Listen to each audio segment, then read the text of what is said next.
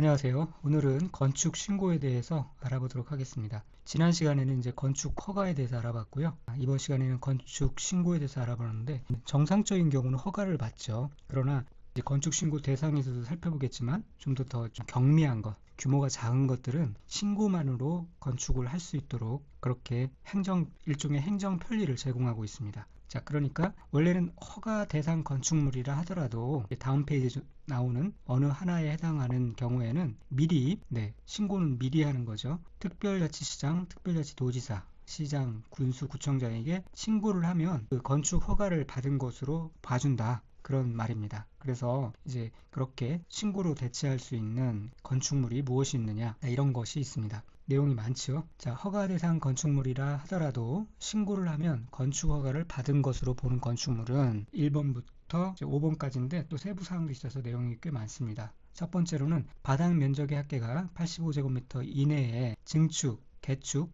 재축인 건축물, 바닥 면적의 합계가 85제곱미터 이내에 증개재 건축물을 신고를 하면 건축 허가를 받은 것으로 보는 건축물에 해당합니다. 단서까지 좀 알고 계시면 좋을 것 같아요. 이 부분은 시험에 자주 나오는 부분이니까 꼼꼼하게 파악을 해두시고 있어야 됩니다. 다만 3층 이상 건축물인 경우에는 증개재하려는 부분의 바닥 면적의 합계가 건축물 연면적의 10분의 1 이내인 경우로 한정한다. 3층 이상일 경우에는 이제 각각 증개재하려는 부분의 바닥 면적의 합계가 건축물 연면적의 10분의 1 이내인 경우로 한정합니다. 그리고 두 번째로는 관농자 지역에서 연면적이 200제곱미터 미만이고 3층 미만인 건축물의 건축, 이런 경우는 신고만 하면 된다는 거죠. 연면적이 200제곱미터 미만이고 그리고 3층 미만인 건축물의 건축입니다. 두 가지 조건이 다 맞아야 그때 이제 신고를 하면 된다는 거고요. 관농자 지역에서 그렇습니다. 그런데 지구단위 계획구역이나 방제지구, 붕괴 위험지역은 이 조건에 해당된다 할지라도 허가를 받아야 합니다. 지, 방, 붕 해서 이 지역은 좀 규제가 센 지역이기도 하고 그 다음에 위험한 지역이고, 그러니까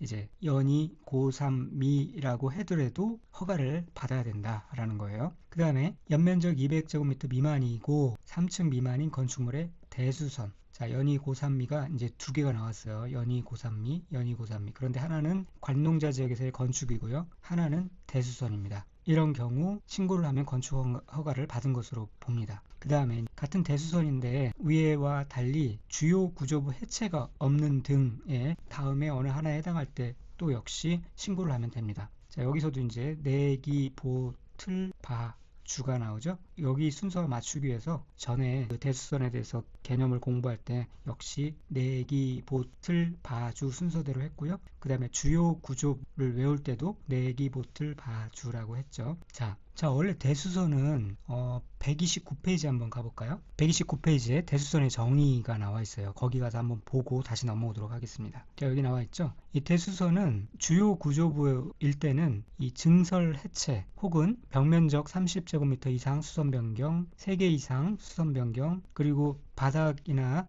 이제 계단이 나올 때는 그냥 수선 변경만 해도 대수선에 해당한다라고 얘기를 했어요. 그런데 이제 신고 대상 건축물에 보면은 주요 구조부에 주요 구조부에 해체가 없는 이것들을 그냥 수선할 때 그럴 때 신고만 하면 된다라고 하는 겁니다. 다시 한번 돌아가서 볼게요. 자, 여기서 그래서 주요 구조부에 해체가 없는 다음 어느 하나에 해당하는 대수선, 그래서 내력벽의 면적을 30제곱미터 이상 수선하는 것, 기둥을 3개 이상 수선하는 것, 볼을 3개 이상 수선하는 것, 지붕틀을 3개 이상 수선하는 것, 이거는 이제 3개 이상 수선하는 걸 말했고요. 바닥과 계단, 주계단은 수선하되 3개 이상 그런 거 없이 무조건 수선만 하면은 병화벽 또는 방화벽 구획을 위한 바닥 또는 벽을 수선하는 것, 주계단, 피난계단 또는 특별계단을 수선하는 것, 이렇게 수선만 하면은 이거는 이제 신고만 하면 되도록 그렇게 하고 있습니다. 또 그 밖에 소규모 건축물로서 이제 다음에 해당하는 건축을 할 때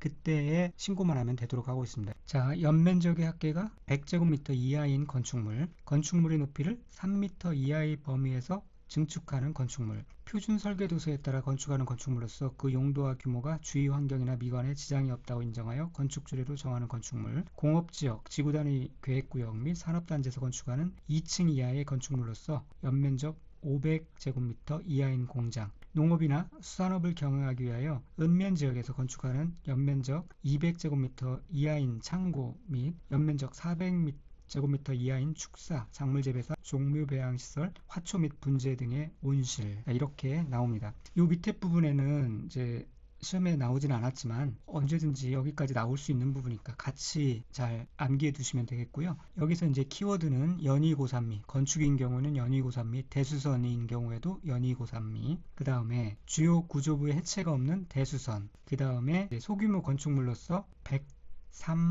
103표라고 브랜드가 있는데 거기서 이를 생산해요. 그래서 오이 공장, 103표 오이 공장 문제가 있었는가 봐요. 그래서 고2 실사, 고등학교 2학년 학생이 실사를 나왔어요. 이런 식으로 말을 만들어서 알아두시면 되겠고, 중요한 거니까 다시 한번 좀 체크를 해보면, 자, 여기서 건축에 해당되는 행위가 신증개재이었죠. 신축, 증축, 개축, 재축, 이전, 이 5가지 행위였습니다. 그리고 이제 대수선이 있었죠. 여기 이제 골고루 다 나오는데 보세요. 바닥 면적의 합계가 85제곱미터 이내인 증개재 이럴 때는 신고를 하면 되고요. 그리고 이 관농자라는 것은 도시지역 외의 지역이라는 거죠. 도시지역 외의 지역에서의 연이고산미에 해당하는 건축, 여기서는 이제 신축을 말하는 거죠. 도시지역 외에서의 이런 건축 행위에 해당될 때는 신고를 하면 되고요. 그 다음에 대수선일 때도 연이고산미면은 신고하면 되고요. 또 대수선의 하나의 조건이 또 있죠. 주요 구조부의 해체가 없는 이러한 대수선일 때 신고만 하면 되고요. 그 밖에 소규모 건축물로서 이 밑에 거에 해당되는 경우 신고만 하면은 허가를 받은 것으로 봅니다. 그러니까 이 말이 그렇죠. 만약에 바닥 면적 80제곱미터인 그런 건축물이 있다고 칠 때, 이거는 기본적으로 이 건축물이 만약에 이 도시지역에 있다면, 아무 단서가 없으면 이제 도시지역입니다. 도시지역에 있다 그러면은 이거는 허가 대상이 되는 거예요. 근데 이 도시 외지역, 관농자 지역에 있다고 하면, 그리고 연이고산미에 해당되는 경우니까 이거는 신고하면 되는 거죠. 그래서 건축 신고를 하면 건축 허가를 받을 수 있는 경우를 이렇게 다양하게 경우의 수를 나눠서 살펴봤는데요. 연면적 180제곱미터인 2층인 건축물의 대수선, 이 대수선이 여기 이렇게 나오는데 180제곱미터면은 200제곱미터 미만이고요. 그 다음에 3층 미만이니까 2층이잖아요. 3층 미만이니까 이거는 신고하면 되고요. 또 연면적 270m 인 3층인 건축물의 방화벽 수선, 이 방화벽은 수선만 하면은 다 대수선에 해당됩니다. 주요 구조부 해체가 없는 상태에서 수선만 하면은 다 해당되고요. 또 3번 1층의 바닥 면적 50제곱미터, 2층의 바닥 면적 30제곱미터, 그러면 연면적이 80제곱미터이면서 2층인 건물의 신축, 이 경우 이제 연면적 100제곱미터 이하인 건축물에 해당되죠. 그래서 이것도 신고만 하면 되고요. 바닥 면적 100제곱미터인 단층 건축물의 신축, 이것도 연면적 합계가 100제곱미터 이하인 건축물에 해당됩니다. 그래서 맞고요. 연면적 150제곱미터인 3층 건축물의 피난계단 증설, 이 증설이라고 나오는 거는 신고할 수 있는 것이 아니에요. 증설 해체가 나오면은 다 허가를 받아야 되는 거죠. 앞에 조건은 볼 필요도 없이 틀립니다. 자, 이런 식으로 시험에 나오고 문제가 구성되니까 알아두시고, 자, 이런 내용을 몇 차례 좀 반복해서 읽으시면서 또 문제를 풀면서 익숙하도록 그렇게 훈련하시기 바랍니다. 자, 그 다음에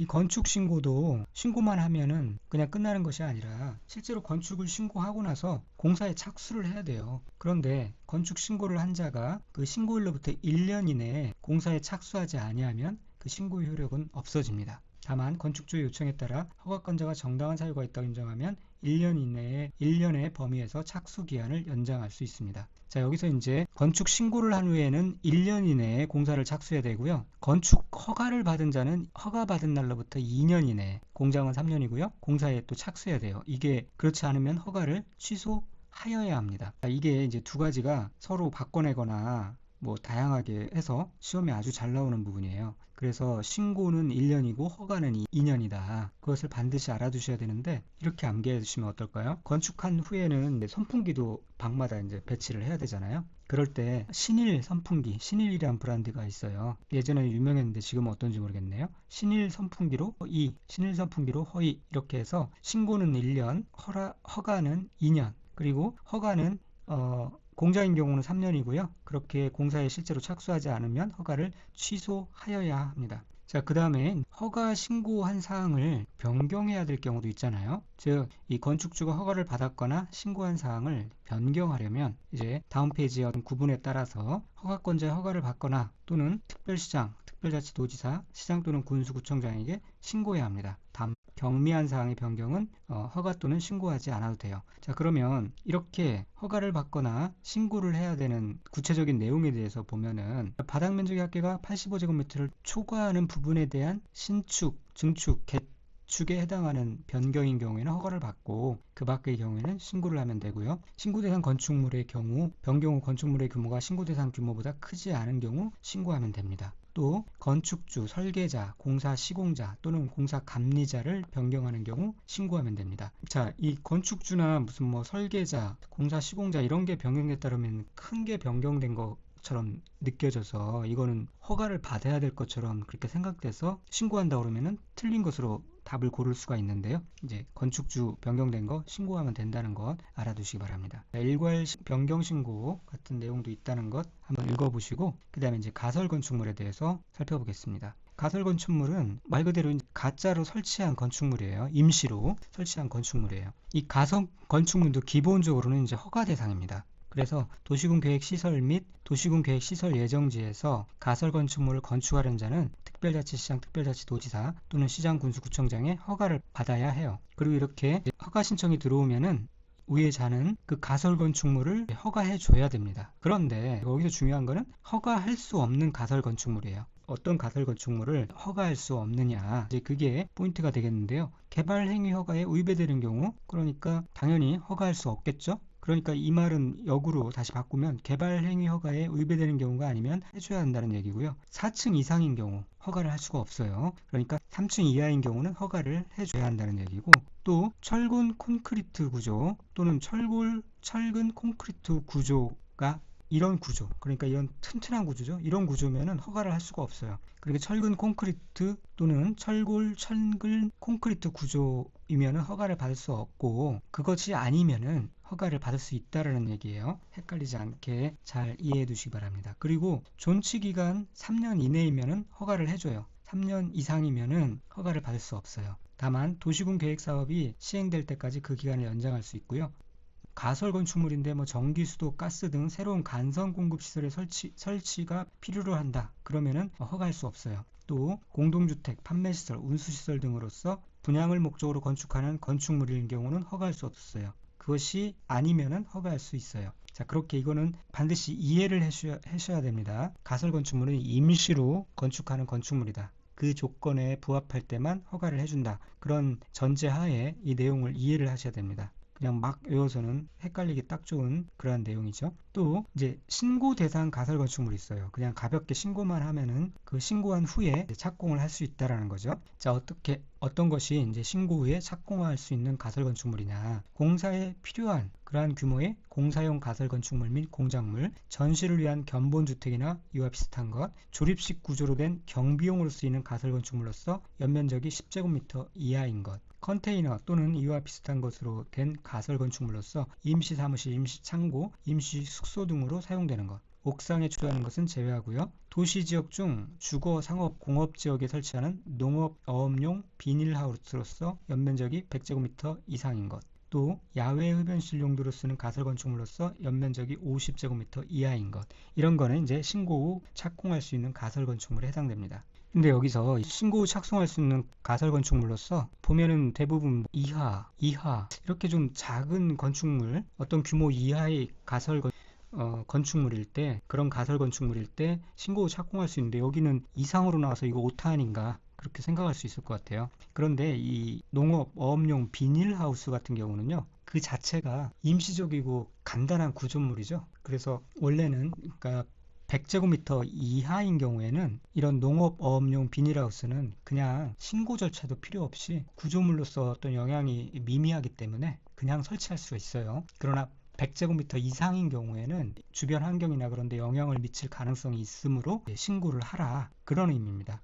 그런 의미로 알아두시면 되겠고요. 이렇게 신고하여야 하는 가설 건축물의 존치 기간, 이렇게 가설 건축물로서 존치할 수 있는 기간은 3년 이내로 합니다. 신고나 허가 대상 모두 3년 이내인 거죠. 말 그대로 임시 가설 건축물이에요. 임시로 설치하는 건축물이에요. 이게 뭐 5년, 10년 있다 그러면 임시가 아니죠. 3년 이내로 하고요. 그러나 또 연장할 수 있도록 또 해줘야죠. 상황에 따라서. 연장할 필요가 있을 때는 연장을 해야 되는데, 먼저 이 특별자치시장, 특별자치도지사, 시장군수구청장은 가설 건축물의 존치기간 만료 30일 전까지 다 이렇게 행정상 파악하고 있어요. 그러다가 만료일 30일 전까지 해당 가설 건축물이 건축주에게 존치기간의 만료일 등의 사항을 알려줘야 됩니다. 그리고 가설 건축물의 건축주는 존치기간을 연장하려면 이 구분에 따라서 허가를 신청하거나 신고해야 합니다.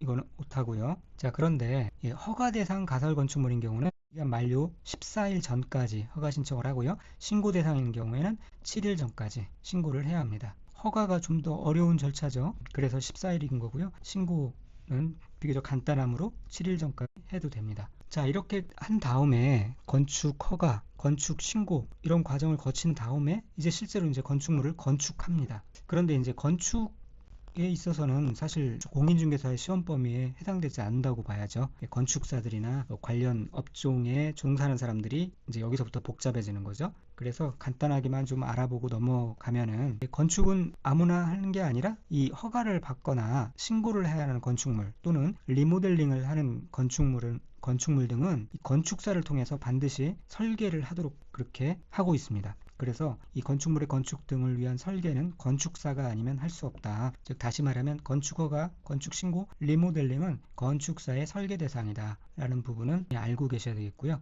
그리고 또 그다음에 공사 감리도 필요한데요. 그런데 공사 감리자가 만약에 연면적의 합계가 5,000제곱미터 이상인 건축공사일 때는 필요할 때 공사 시공자에게 상세 시공도면 작성을 요청할 수도 있어요. 그런 정도 알고 계시면 되겠고요. 그 다음에 이제 다 건축을 완료한 후에 건축물에 대해서 사용 승인을 받아야 되죠. 자, 이 절차에 대해서 살펴보도록 할게요. 건축주가 허가권자에게 사용 승인을 신청합니다. 즉, 건축주가 건축허가, 건축 신고 대상 건축물 또는 허가 대상 가설 건축물의 건축 공사를 완료한 후에 그 건축물을 사용하려면 공사 감리자가 작성한 감리 완료 보고서와 공사 완료 도서를 첨부하여 그 허가권자에게 사용 승인을 신청해야 합니다. 그러니까 내가 이 건물을 지었으니 쓰려고 해요. 이 건물이 규정에 맞게 지어졌는지 허가권자 너희들이 좀 보고 검토한 후에 승인을 해주세요 라고 하는 절차입니다. 그러면 이제 허가권자는 사용 승인 신청서를 받은 날로부터 7일 이내에 설계도서대로 시공되었는지 여부에 대한 검사를 실시를 하고요. 그 검사에 합격된 건축물에 대해서 사용 승인을 내주어야 합니다. 그러면은 이제 그 건축주는 그때부터 사용을 할 수가 있는 거예요. 사용 시기는. 다시 말하면 사용 승인을 받은 후가 아니면은 건축물을 사용하거나 사용하게 할 수가 없는 거죠. 그런데 예외적으로 사용 승인 전에도 건축물을 사용할 수 있는 경우가 있는데, 허가권자가 원래 7일 이내에 사용 승인서를 내주게 되어 있는데 7일 이내에 사용 승인서를 미교부한 경우예요.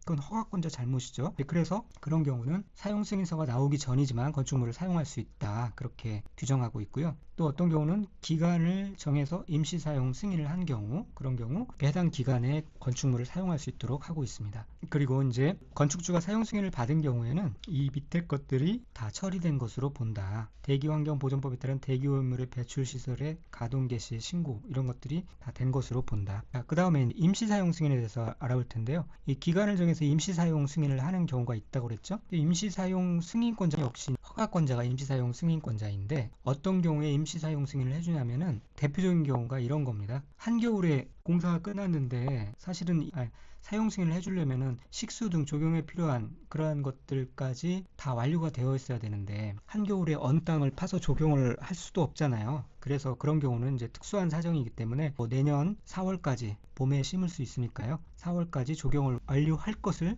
조건으로 해서 식수 등 조경에 필요한 조치를 할 것을 조건으로 해서 임시 사용 승인을 해줄 수가 있어요. 그러면 임시 사용 승인을 받아서 사용을 정상적으로 하고요. 대신에 내년 다음에 땅이 풀리면은 식수나 조경 등에 필요한 조치를 해서 그런 부분에 한해서 다시 또 승인을 받으면 되겠죠. 그런 개념입니다. 그런데 이 임시 승인도 그냥 막 해주는 게 아니라 나머지 건폐율, 용적률, 설비, 피난, 방화 등 기준에 적합하는 경우에만 임시 사용을 승인할 수가 있어요. 그리고 그 임시 사용 승인 기간은 2년 이내로 합니다. 무한정 많이 해줄 수는 없고요. 다만 허가권자는 대형 건축물 또는 안방공사 등으로 인해서 공사 기간이 긴 건축물에 대해서는 그 기간을 연장할 수는 있겠죠. 그런데 여기서 뭐 1회 하나에 1년 연장한다 이런 규정은 없어요. 그냥 상황에 따라서 기간을 연장할 수 있다라고 해서 좀 신축성을 두고 있는 것이죠. 그래서 임시 사용 승인 기간은 임시 이래서 2년이라고 알아두시고 그 기간은 그냥 연장할 수 있다 라고 정도만 되어 있다는 것을 알아두시기 바랍니다. 자, 오늘은 여기까지 하고요. 다음 시간에는 이제 대지와 도로에 대해서 알아보도록 하겠습니다. 감사합니다.